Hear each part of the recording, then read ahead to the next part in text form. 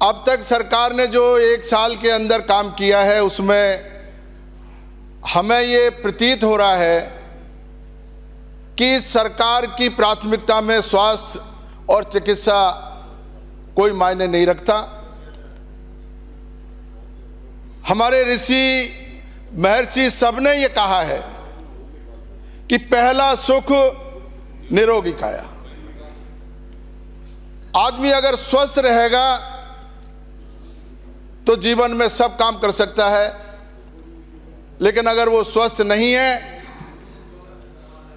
तो कोई काम ना परिवार का कर सकता है, ना गांव तहसील का कर सकता है, ना राजस्थान प्रदेश का कर सकता है, ना देश का कर सकता है। इसलिए जीवन में स्वास्थ्य का बहुत महत्व है। और स्वस्थ कैसे रह सकते हैं, इसके लिए हमें 2 तरीके से देखना पड़ेगा। एक स्वयं व्यक्ति की जिम्मेदारी होती है, वो अपने खान पान में, रहन सहन में, अपने व्यायाम से, संयमित जीवन जीने से, इससे अपने शरीर को स्वस्थ रख सकता है। और किसी कारण से अगर उसमें उसके बाद भी अगर वो बीमार हो जाए या उसके परिवार का सदस्य अगर कोई बीमार हो जाए, तब सरकार की जरूरत पड़ती है, अस्पताल की जरूरत पड़ती है, डॉक्टर की जरूरत पड़ती है। और हमने माननीय सभापति जी वो दिन देखे हैं जब परिवार में अगर कोई व्यक्ति बीमार अगर हो जाता था और उसको हॉस्पिटल में एडमिट कराने की जब बात आती थी तो परिवार का सारा संतुलन खराब हो जाता था। आस पड़ोस में जाता था व्यक्ति, पैसे उधार मांगने के लिए जाता, जब नहीं मिलता अपने जेवर जमीन जायदाद जो है रख करके, क्योंकि राजस्थान के लोगों की, राजस्थान के इस जनता का और इस जनता की जो है जो संस्कार रहे हैं वो सब कुछ छोड़ सकता है माननीय सभापति जी, लेकिन अपने परिवार में अगर कोई आदमी बीमार हो गया, चाहे उसका सब कुछ लुट जाए, लेकिन अपने परिवार के व्यक्ति को नहीं छोड़ सकता। इसलिए जब बीमार होने के बाद में जब उसको अस्पतालों में खर्चा होता था दवाई के लिए, तो इन सारी चीजों को मैं धन्यवाद देना चाहता हूं हमारी पिछली सरकार को और राजस्थान के लोकप्रिय पूर्व मुख्यमंत्री अशोक गहलोत साहब को। उन्होंने प्राथमिकता में सबसे पहले स्वास्थ्य को लिया और ऐसी ऐसी योजनाएं उन्होंने चलाई। उन्होंने बारीकी से जब देखा कि एक गरीब व्यक्ति किस तरीके से अपने परिवार में अगर कोई बीमार व्यक्ति हो गया और जब वो परेशान होता है, उसकी परेशानी को समझ करके सबसे पहले उन्होंने मुफ्त दवाई योजना चलाई। उससे पहले महिलाओं का दर्द समझा, हमारी माता बहनों का दर्द समझा और उनको प्रसव के टाइम में जो उनको परेशानी होती थी उससे छुटकारा दिलाने के लिए जननी शिशु सुरक्षा योजना चलाई सभापति महोदय। और इन सब से अलग हटकर के उन्होंने एक चिरंजीवी योजना, जिसमें 25 लाख तक सरकार की जिम्मेदारी पर इलाज होता था। और मैं ये बहुत हर्ष के साथ ये कह सकता हूं कि उस योजना को हमारे माननीय प्रधानमंत्री जी ने भी सराहा। पूरे देश में उसकी चर्चा हुई और पूरे देश के लोगों ने उसकी तारीफ की माननीय सभापति महोदय। अभी कोरोना के समय जीवन की नश्वरता से हम साक्षात हम लोग परिचित हुए। हमारे उस समय हमने देखा कि किस तरीके से लोग, हमारे जो प्रियजन थे, हर परिवार में से कोई न कोई दुखद दुर्घटना हुई और उसमें जो हम लोगों ने सामना किया, उस समय सरकार की जरूरत पड़ी और उस समय जो सरकार ने सहयोग किया उसके लिए मैं धन्यवाद देना चाहूँगा पूर्व मुख्यमंत्री जी को।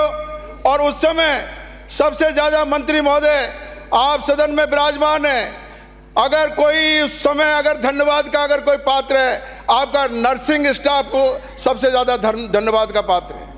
उस समय हमारे शिक्षा विभाग के जो हमारे सरकारी टीचर थे वो धन्यवाद के पात्र हैं, छोटे कर्मचारी धन्यवाद के पात्र हैं, पुलिस के छोटे जो सिपाही लेवल के जो कर्मचारी हैं वो धन्यवाद के पात्र हैं। कोरोना के टाइम कोई बाहर नहीं निकल रहा था, उस समय उन्होंने बाहर निकल करके जनता की जो सेवा की और राजस्थान प्रदेश के लोगों को बचाया, मैं सदन के माध्यम से उनको बहुत बहुत उनका आभार प्रकट करता हूं। माननीय सभापति महोदय, अभी हमारे सरकार के साथी बहुत कई बातें अपने दावे कर रहे थे, मैं आपके दावों की हकीकत बताना चाहता हूं। न इंतजार न ही लंबी कतार, आयुष्मान कार्ड से हो रहा सुलभ उपचार, यह आपका दावा है सरकार का माननीय सभापति महोदय, लेकिन हकीकत इसके बिल्कुल विपरीत है। जो ये दावा कर रहे हैं न इंतजार न ही लंबी कतार, आयुष्मान कार्ड से हो रहा सुलभ उपचार, और हकीकत ये है माननीय सभापति महोदय 364 डायलिसिस मशीनें खरीदी, 20 करोड़ रुपए का भुगतान किया माननीय सभापति महोदय, 122 जगह भेज दी और सब के सब डिब्बा बंद है माननीय सभापति महोदय, एक भी काम नहीं आ रही है। आंगनवाड़ी स्कूलों में 200 करोड़ की उड़ान योजना ढेर,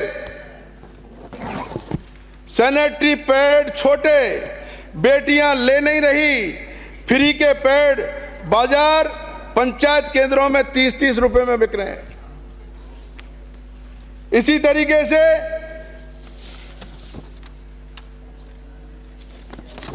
मेडिकल कॉलेज के अस्पतालों से लेकर जिला अस्पतालों तक एलर्जी इन्फेक्शन रोकने वाली दवाएं और कफ सिरप खत्म, अस्पतालों में 50 दवाएं खत्म, 130 खत्म होने को, और RMSCL को जो सितंबर 2024 से जो ऑर्डर करने थे रेड कॉन्ट्रैक्ट के, वो आज तक सरकार ने नहीं किए। ये सरकार की हकीकत है माननीय सभापति महोदय। इसी तरीके से मेडिकल कॉलेज के अस्पतालों ने बाजार से खरीदी 67 लाख की दवाएं, जब आप रेड कॉन्ट्रैक्ट नहीं कर रहे हैं उसके बाद में दवाएं खरीद रहे हैं और 30% महंगी दवाएं खरीद रहे हैं। इसी तरीके से RGHS योजना, जो कि इस योजना में कर्मचारी और पेंशनर्स का पैसा है, फिर भी ये सरकार भुगतान का रोना रो रही है, भुगतान का रोना रो रही है, जबकि इसमें सरकार का कोई लेना देना नहीं। यह योजना सरकार की निःशुल्क नहीं होकर के कैशलेस मेडिक्लेम पॉलिसी की तरह वेतन में से प्रति माह कटौती कर संचालित की जा रही है। मैं माननीय सभापति महोदय, एक बहुत बड़ा जो अभी हमारे साथी कह रहे थे, महिलाओं का मैं बताना चाहता हूं, पाली में घटनाएं हुई। एक प्रसूता जिसको जमीन पर पटक करके और जमीन पर पड़े हुए उसका जो है प्रसव करवाया। आपके पास बेड नहीं है, आपके पास इलाज के लिए दवाई नहीं है, आपके पास डॉक्टर नहीं है, और आप किस तरह की बातें कर रहे हैं। तो मैं आपसे ये कहना चाहता हूं, एक के बाद ये सरकार एक के बाद एक इस तरह की घटनाएं हो रही राजस्थान में, जिससे इनका स्वास्थ्य विभाग का ढांचा बिल्कुल गड़बड़ा चुका है। मैं कहना चाहता हूं माननीय सभापति, आपके माध्यम से ये सारी चीजें 4-5 जो चीजें हैं, सवाई मानसिंह मेडिकल कॉलेज में संबंध, माननीय सभापति जो एक मिनट में कहना चाहूंगा, हमारे गंगापुर सिटी में, मैं केवल एक मिनट, गंगापुर सिटी में जो जितने का समय दिया इसके लिए मैं कोटि धन्यवाद देना चाहता हूं। सभापति महोदय, आपको मैं धन्यवाद देना चाहूंगा कि आपने मुझे समय दिया था, मैं थोड़ा ज्यादा देना इसीलिए एडवांस आपको बताना चाह रहा हूं। माननीय सर